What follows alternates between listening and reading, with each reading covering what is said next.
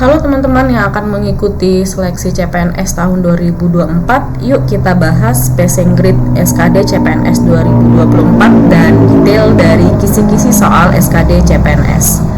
Oke, sebelumnya apa itu SKD? SKD itu adalah seleksi kemampuan dasar ya. Jadi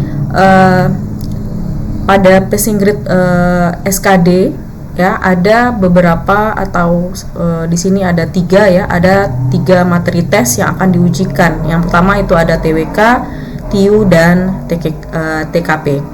Nah, untuk lebih jelasnya coba kita lihat satu persatu di sini. Yang pertama itu TWK ya. TWK itu adalah tes wawasan kebangsaan. Nah, nilai teman-teman harus mencapai minimal di angka 65 ya.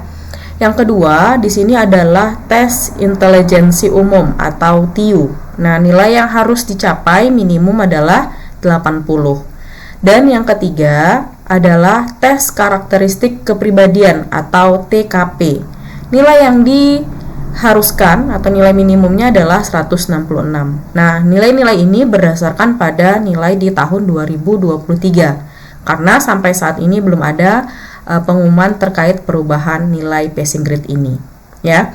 Nah, sedangkan kalau jumlah soalnya untuk TWK itu sendiri nilai atau jumlah soalnya itu ada 30 soal ya, berkaitan dengan wawasan kebangsaan.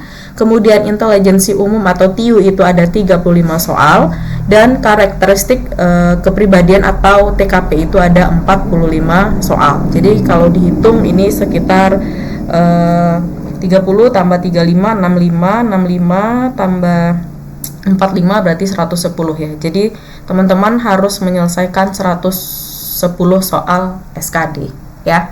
Nah, sekarang kita coba lihat detail dari kisi-kisi soal SKD ini.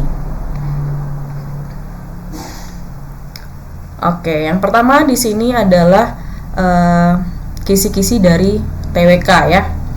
Nah, yang akan diujikan di soal TWK ini yang pertama terkait sama nasionalisme ya.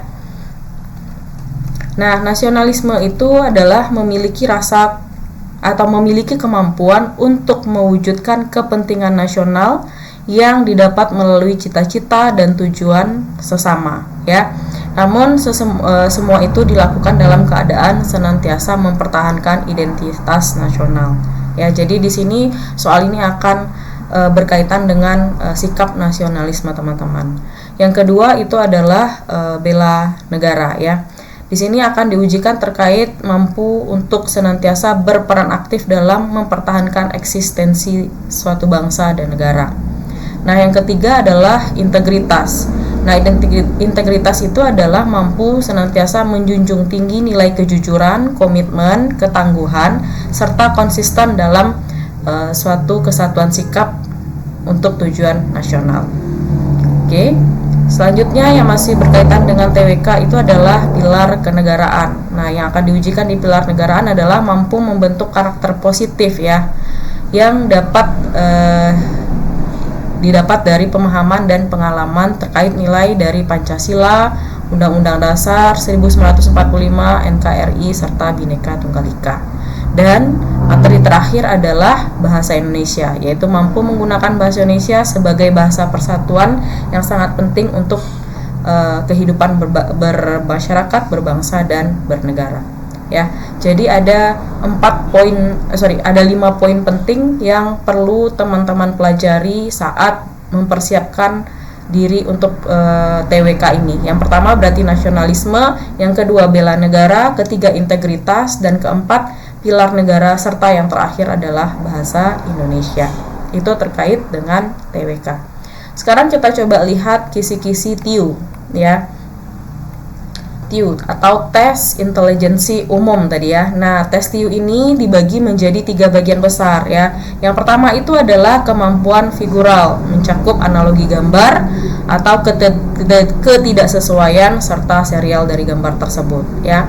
Kemudian yang kedua adalah kemampuan verbal. Nah, kemampuan verbal ini mencakup analogi, silogisme, dan analitis. Dan yang terakhir adalah kemampuan numbering ya, mencakup berhitung, soal cerita, deret angka, perbandingan. Nah, inilah yang harus teman-teman mantapkan saat belajar TIU ya, kemampuan figural, verbal, dan numerical.